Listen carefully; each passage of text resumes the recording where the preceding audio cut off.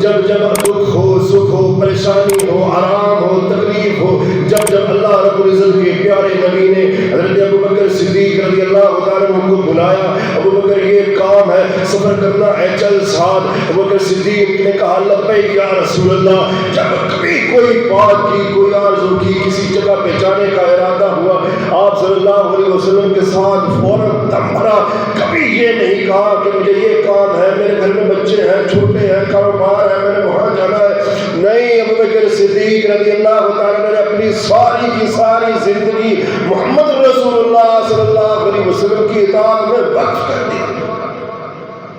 آئے رات کا اندھیرا ہے آپ صلی اللہ علیہ وسلم آئے آ کر کے دروازے کو کھٹکھٹایا ابو بکر صدیق رضی اللہ تعالیٰ عنہ کی دہلیز پہ دستک دی ابو بکر صدیق باہر آئے کہا اللہ کے نبی کیا بات ہے اتنی اندھیری رات میں آپ آ گئے ہیں کہا ابو بکر رات کا وقت ضرور ہے مگر اللہ رب العزت کی طرف سے آرڈر آ گئے ہے حکم جاری ہو گیا ہے اب ہم نے مکہ کو چھوڑ دینا ہے یہ کفار مکہ جو ہے نا وہ ہماری جان کے دشمن بنے ہوئے ہیں اللہ رب العزت نے کہا چل ہجرت کر کے اب یہاں سے چلے جاؤ مدینہ طیبہ میں چلے جاؤ ابو بکر صدیق ہم نے جانا ہے اب ہجرت کر کے جانا ہے ابو بکر صدیق نے اپنی بیٹی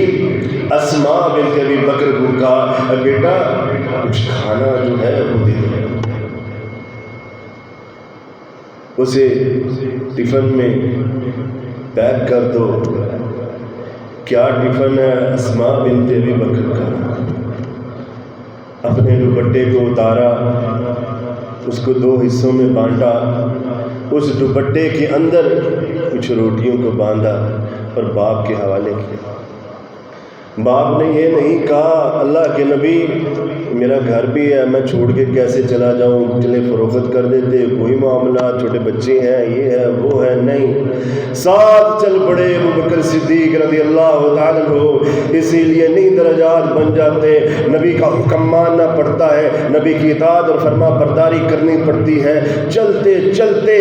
ایک غار میں جب جا کے پہنچے اس میں آرام کرنے لگے گود کس کی ہے ابو بکر صدیق کی اس گود میں سر کس کا ہے آپ صلی اللہ علیہ وسلم کا بھی چند لمحات ہی گزرے تھے کہ کفار جو ہیں وہ قریب آ گئے غار کے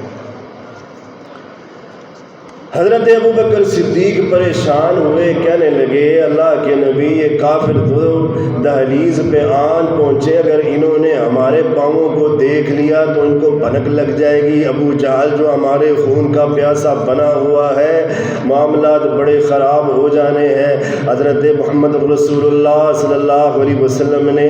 کیا تلقین کی تجھے بھی بتایا مجھے بھی بتایا سب کو بتایا خوشی ہو دکھ ہو غمی ہو تکلیف ہو ہر موقع کے اندر کیا کرنا ہے الا تنصروه فقد نصره الله اذا اخرجه الذين كفروا ثاني اثنين اذ هما في الغار اذ يقول لصاحبه لا تحزن ان الله معنا حضرت ابو بکر صدیق سے کہا ابو بکر کیوں پریشان ہوتا ہے ان اللہ معنا لا تحزن غم زدہ نہ ہو پریشان نہ ہو